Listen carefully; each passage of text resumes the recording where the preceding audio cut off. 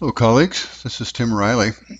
I've been invited to speak about what I'm learning about the transformative power of online discussions.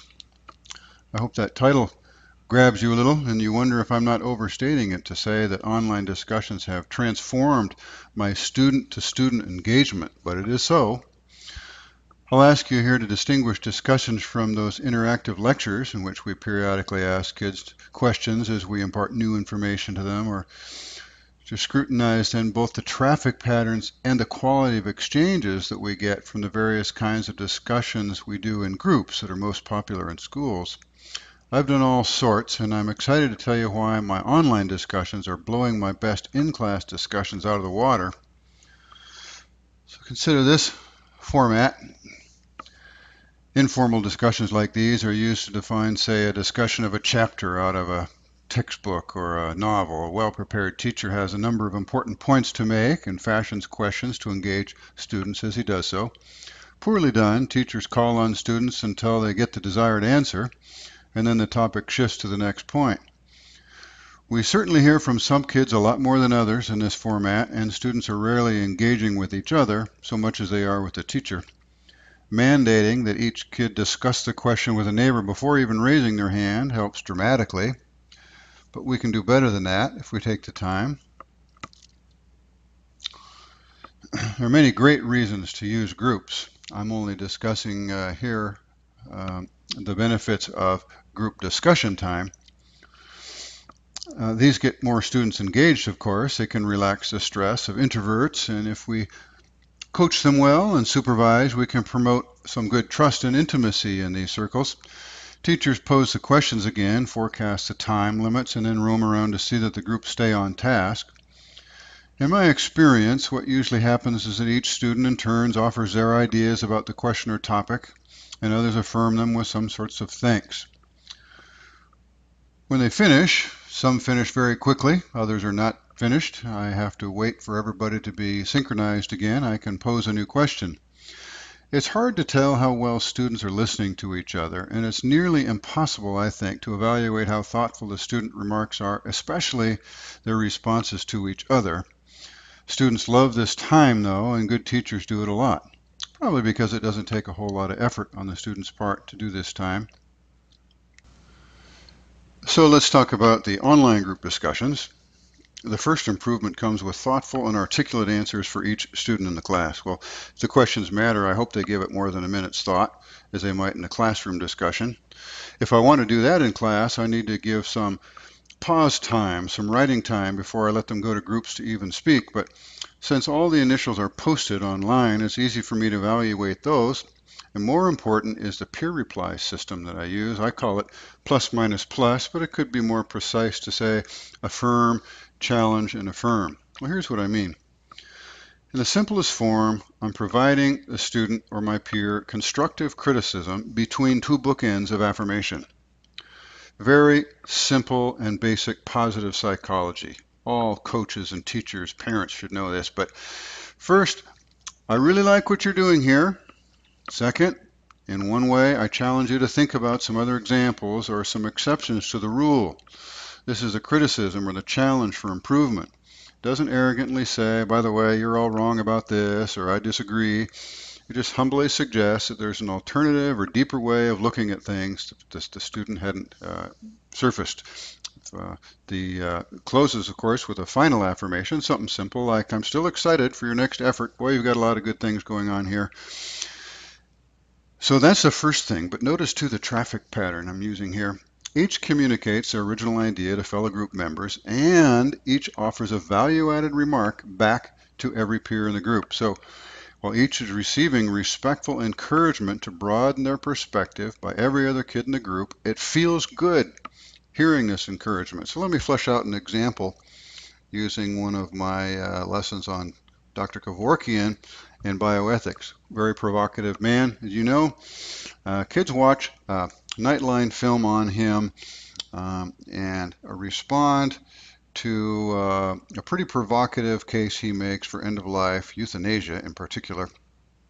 let's say Freddie posts an opinion that overall, and this would not be his whole opinion, the thesis statement might be Freddie thinks that Kevorkian has meant well, but was too pushy and aggressive, breaking laws and filming himself doing so. So he ought to have taken it more slowly or more diplomatically, something like that. Well, so a student would want to first affirm Freddie. Hey, Freddie, great point about Kevorkian's style or demeanor. While his intentions and mission were clearly supportive of his patients, he did offend more people than he impressed. Yes. The challenge, however, might sound something like this. I've been thinking about this aggressive campaign to actually video this illegal procedure and accept prison time for doing so. Some of our most important civic leaders through time have engaged in bold public disobedience of laws that they didn't believe in, accepting the consequences, and these have always been offensive, right? Well, would our civil rights movement have succeeded without Rose's disobedience of bus laws or those organized sit-ins at cafes? Would the nonviolent revolution in India have succeeded without the Salt March? In hindsight, these people once jailed are heroes, and while I agree his style was too hard to watch, I wonder if the changes in the end-of-life laws today would have come without those contributions. So anyway, thanks again for your post. It's really important to think about these stories we see, affirming once again. I don't know what you do with your in-class discussions, but if anybody knows how to get this level of interaction between kids, this kind of growth and eagerness for feedback and challenge, I would sure love to hear about it. It's been working great here. We need to teach kids how to do this, of course, and I pre-teach for sure. First, I established, that my group time, especially online, is critical to the learning and the growth in this course. It's not peripheral. It's not just an amusing thing we do once in a while. It's really central to the growth. If we do it right, we'll have rich circles of trust in which we can be vulnerable and authentic and open to growth, especially in my theology classes. This can get very personal sometimes, and this is just a great prize in a humanities course if I can make groups work this way. So I'll have two goals, I tell them. First, I want the group time, your interactions with your peers, to deepen and broaden your perspective with illuminated discourse. Peers will help us broaden our points of view. Two, I want to cultivate what I call a sacred community in which we can learn and grow without fear. Especially important in some of the classes I teach when the subject matter can get very personal. Examples of family cases, healthcare cases, and so on. Really need a safe environment. So the first couple of times they gather actually is just to get to know each other, to find some common interests. I might have them name their group by some common ground they found with each other. And then once it's time to do the actual plus minus plus feedback on a topic, I'm going to teach them actually how to do it with criteria and samples. I articulate all that. I offer some good and bad examples of peer replies that I've collected over time. Within the first couple discussions or two, I might even share some of the best examples of their own back to them to share how well it's going too. You might ask if I always do it this way. Well, consistency, especially having one group always meet with one another, is nice. It gives me a lot of power to create this trust and so on. Of course, I can't have that with 20 students, but I don't do this exclusively. No, now and then I'll mix it up. I might say for this next homework assignment, I might say read 4 or 5 posts outside of your group and then respond to the one of those that interests you the most. Of course, diversity of perspective is another great value that random grouping can give. So I find there's a place for both. Another thing, just because I pre-teach it doesn't mean it goes well all the time. But this is the value of my chance to look over what they're saying to each other and to interject, do a little coaching up of a couple kids who aren't quite getting the idea as I want to. And I don't give huge amounts of points for discussions. One could. But I find if my assignments are 10 points worth, I might have the post-discussion about the assignment only worth maybe 5 or 3. It's amazing how a couple of comments to a student and a 2 out of 3 points can really fire them up the next time to improve, to make sure that value-added piece is beneficial, or to make sure that they are a little more respectful with the way that they suggest alternatives to think and so on.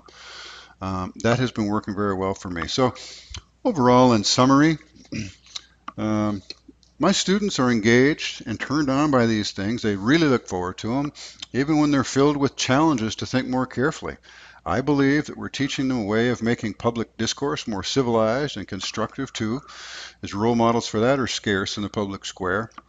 It's raising the quality, the usefulness, and the enjoyment of my classroom discussions beyond anything that I was managing to accomplish in a live classroom. I still think there's a place for all of those other kinds. If I was in a classroom, I would use them all. But I know I'd never return to a classroom again without blending in some of these value-added online discussions. And the opportunities we have now with one-to-one technology in class really make this possible quite often. I hope you get a chance to do it soon and you're as excited about it as I am.